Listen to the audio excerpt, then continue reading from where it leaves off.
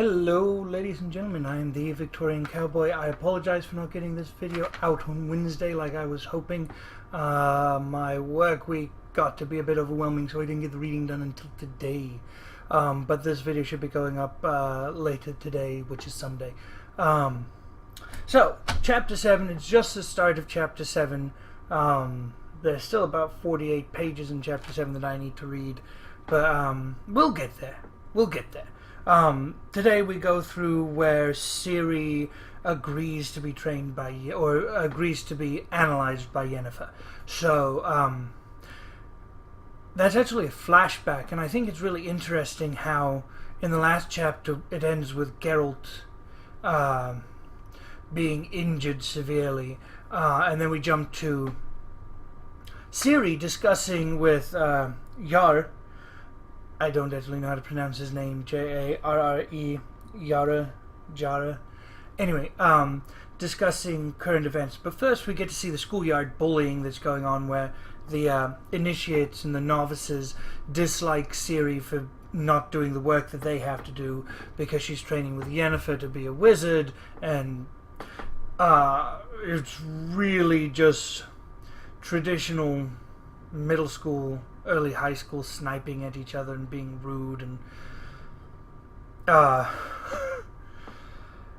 as somebody who goes through that on a daily basis, it's like, yeah, no, that's real. I wish it wasn't, but it is. But then we see her go to the only boy there at this school to discuss things, and Ciri's learning how to use her female attributes to her advantage as she convinces him to discuss the war and show her some maps and discuss all of these things. So we get to see the history of war, and we get to see her basically ridicule him for making unwanted advances on her, though she too is toying with him in order to get the information, and she gets reprimanded for that from Yennefer later on. And it's just interesting to see these characters learn how to utilize what they have and learn how to behave, learn what exactly they're capable of. One could assume that Yennefer's gotten a letter stating that either Geralt has been wounded or is dead. It seems that people want to believe that Geralt is dead based on what we saw with the Wizard Tribunal meeting. Well, it wasn't a tribunal, but excuse me. But you get the idea. So the rumor is that Yennefer, or that Geralt has died, and Yennefer has just received word of it, though one would believe that someone like Dandelion or even Geralt, since I highly doubt he's dead, would be able to communicate to Yennefer what is happening. Though there is war brewing, that Council of Kings has set off their plan at Dol I didn't write it down. Angra, wherever that is, trying to bait Nilfgaard into an offensive. Like, they're taking the offensive, but they're baiting Nilfgaard in to make it look like Nilfgaard took the offensive so that they have just cause to do the war, which I think a lot of times that happens, where people manufacture crises to justify, and by people I mean like the United States will manufacture a reason to go to war with another country because of resources or desires or what have you. So it's not very hard to see that actually happening. But then we flash back after Ciri bathes, and we get to see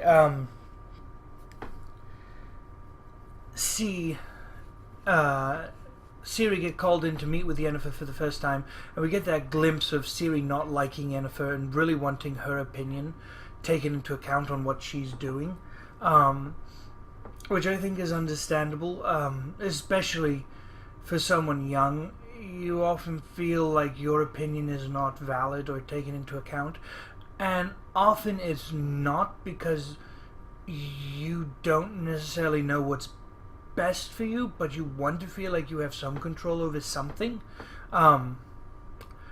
So her frustration is understandable, but we see that Jennifer can read her mind telepathically and knows what's been going on, and eventually convinces Siri to agree to it, to at least be examined. And as we can see, their relationship is going to grow, and we'll get to watch that over the next few sections in this book, I assume, because it's still in that flashback mode. There was one quote that I really liked in this section so far. "Those whose goal is war have never been held back, nor will be, by experience or analogy." Is that idea that those people who are really adamant, really convinced, really actively seeking a conflict such as this, whether it's for power, land, wealth, history doesn't deter them because they don't care. And it's why, while peace is important, being able to recognize that there are those people you cannot make peace with is necessary. It's kind of like the saying, forgive and forget, but if you forget, then the people are just destined to repeat those same, or have a higher likelihood of repeating the same transgressions against you, because the idea of forgive and forget is you're not holding a grudge, but you don't have to hold a grudge to just maintain an education, maintain that knowledge. So forgive, yes, but recognize that what they did was a transgression that needs to be marked as this cannot happen again. And with this whole war piece, I'm always reminded of history class when we talk about World War II briefly.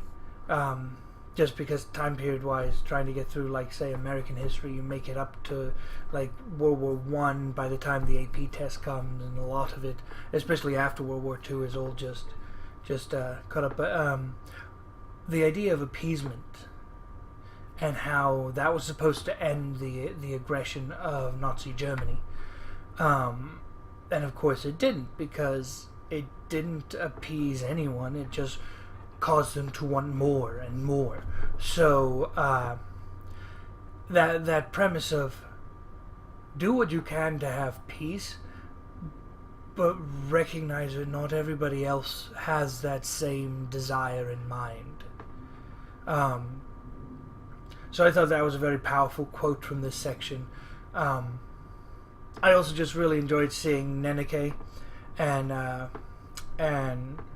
Yennefer discussing Geralt and the debate between them. It was definitely an interesting look into the relationship and how other people view that relationship. So I'm looking forward to finishing up this book and starting the next one. The next one, I believe, is Time of Contempt. Because my goal is to try and bust through this entire series. Though there may be a point where I take a slight break, read a different book in between, and come back to it. But thank you for joining us. I'm sorry this one got out late. Next week's may be late as well. Next week is conferences for me, so I will be working longer hours. So for instance, on Wednesday I'm working 8 to 8, and then I'm working evenings a couple of other days to accommodate parents coming in. So it may be a little later for this next video. Who knows, maybe I can get some reading done tomorrow afternoon and get another video made for Wednesday. The goal is to get one out by then, but fair warning, it may not be until next weekend. But thank you for joining us. Please leave some comments, let us know what you think, let us know your thoughts on some of the things we found I found interesting this week. What did you find interesting? And yeah, look for the next video. I will get it out as soon as I can. Have a good one. Well, ladies and gentlemen, this is the end of our video. We do hope you've enjoyed it. If you have, give us a like, comment, subscribe. Let us know what you thought, and as always, have a good one.